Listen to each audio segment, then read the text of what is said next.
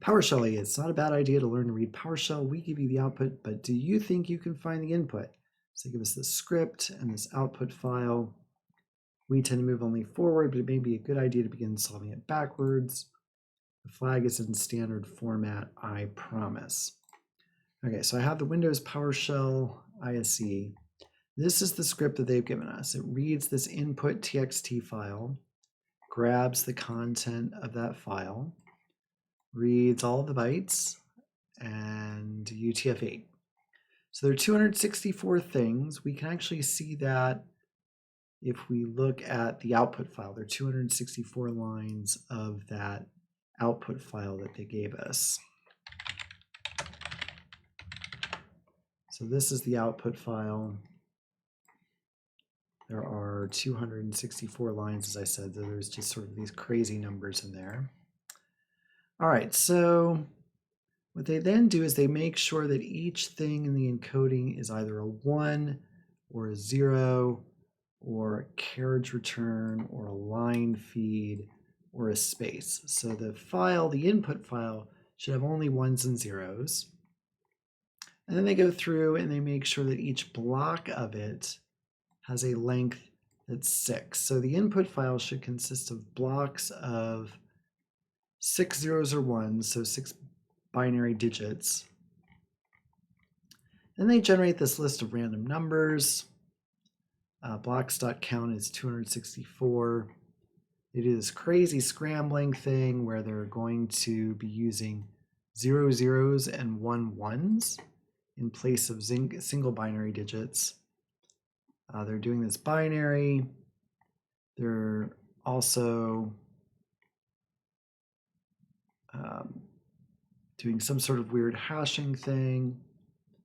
Then they come down here and they're going to scramble. That's calling this function here, the block with the seed. Then they're going to do an exclusive OR. And this is sort of a cumulative exclusive OR. So the result, exclusive OR is the result, and that accumulates. They stick that in the output file, and we get the output file. So we need to do this thing in reverse. So if we're going to do this thing in reverse, the first thing we have to do is we have to do this exclusive OR. Now we can actually just generate these seeds because that loop doesn't matter.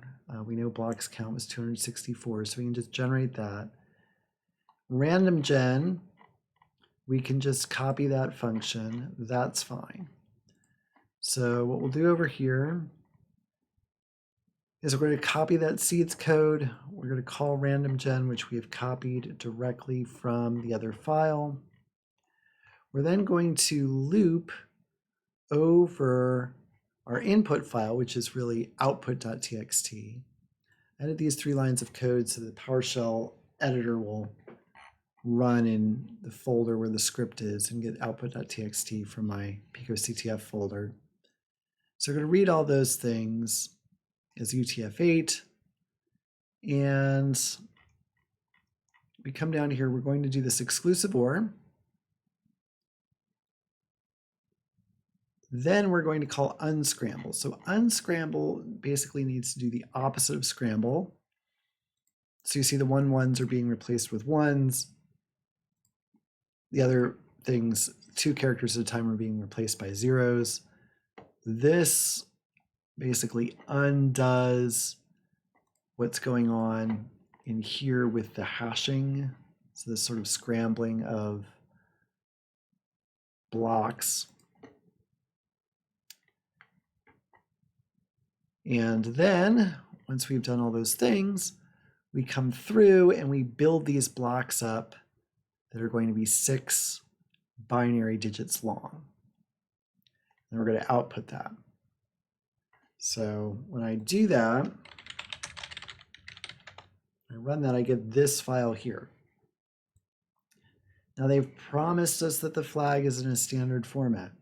And so here is where, like in CTF world, you just sort of have to guess and try things. And so what you go sort of guess and try here is you say, well, every line in this file has 2 different blocks. So there's this block and there's this block. And if I scroll down, here I am on line 3, I have this block and this block. And I'm just going to guess that the one that has fewer ones is a 0, and the one that has more ones is a 1.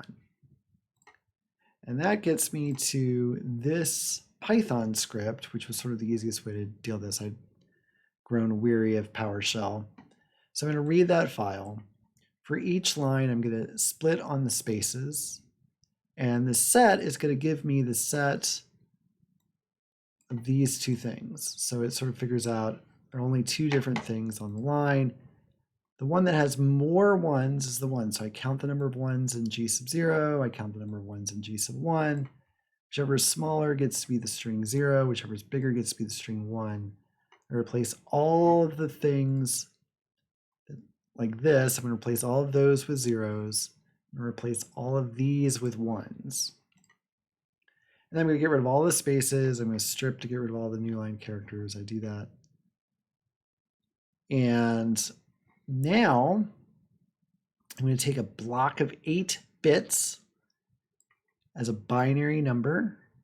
So I take 8 bits, read them as a binary number, convert it as a character, add it to the string. Away we go. We run this module. You'll see it actually prints the flag multiple times. So picoCTF 28 highway to PowerShell. And that is our flag.